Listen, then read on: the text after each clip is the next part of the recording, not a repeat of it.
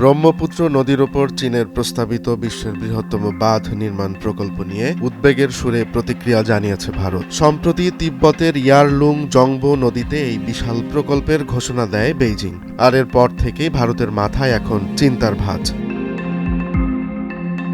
৩ জানুয়ারি ভারতের পররাষ্ট্র মন্ত্রণালয়ের মুখপাত্র রণধীর জয়সওয়াল বলেন, চীনের সঙ্গে আমাদের উদ্বেগের কথা জানানো হয়েছে। অভিন্ন নদীর ক্ষেত্রে ভাটির দেশের অধিকার থাকে। ভারতের স্বার্থ রক্ষায় প্রয়োজনীয় পদক্ষেপ নেওয়া হবে।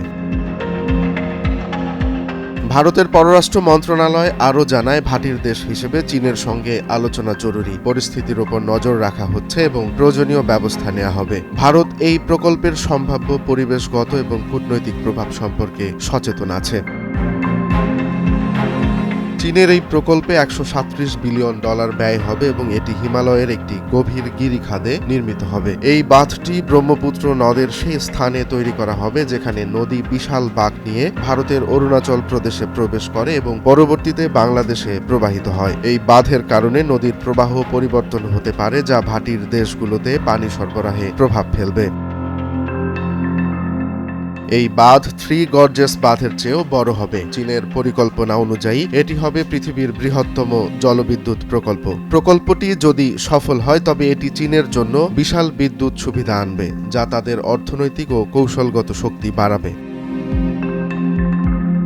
এছাড়া লাদাখ সীমান্তে চীন 2টি নতুন প্রশাসনিক অঞ্চল গঠন করেছে, যা নিয়েও ভারত কড়া প্রতিবাদ জানিয়েছে। জয়সওয়াল বলেন, এই এলাকায় চীনের দখলদারি ভারত একেবারেই মেনে নেয়নি এবং ভবিষ্যতেও নেবে না। আমাদের সার্বভৌমত্বের ওপর এই ঘোষণা কোনো প্রভাব ফেলবে না। চীন ভারত সীমান্তে উত্তেজনা বাড়ছে, যা উভয় দেশের সম্পর্কের ওপর দীর্ঘমেয়াদী প্রভাব ফেলতে পারে।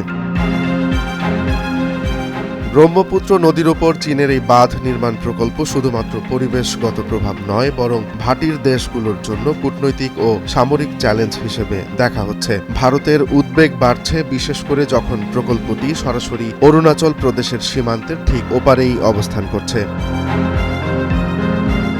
ভারত এই প্রকল্পের বিরুদ্ধে আন্তর্জাতিক মহলে প্রতিবাদ জানাতে প্রস্তুত। বিশেষজ্ঞরা বলছেন, এই বাঁধ নির্মাণ হলে ভারতের পানি সম্পদ ও কৃষি ক্ষেত্রের ওপর মারাত্মক প্রভাব পড়বে। নদীর প্রবাহ কমে গেলে কৃষি, মৎস্য ও পানীয় জলের সংকট দেখা দিতে পারে, যা স্থানীয় জনগণের জন্য বিরাট সমস্যার কারণ হয়ে দাঁড়াবে। চীনের এই প্রকল্প ভারতের জন্য একটি নতুন চ্যালেঞ্জ। ভাটির দেশের অধিকার রক্ষা এবং সার্বভৌমত্ব বজায় রাখতে ভারত সরকার কূটনৈতিক এবং পরিবেশগত প্রতিক্রিয়া জানাচ্ছে।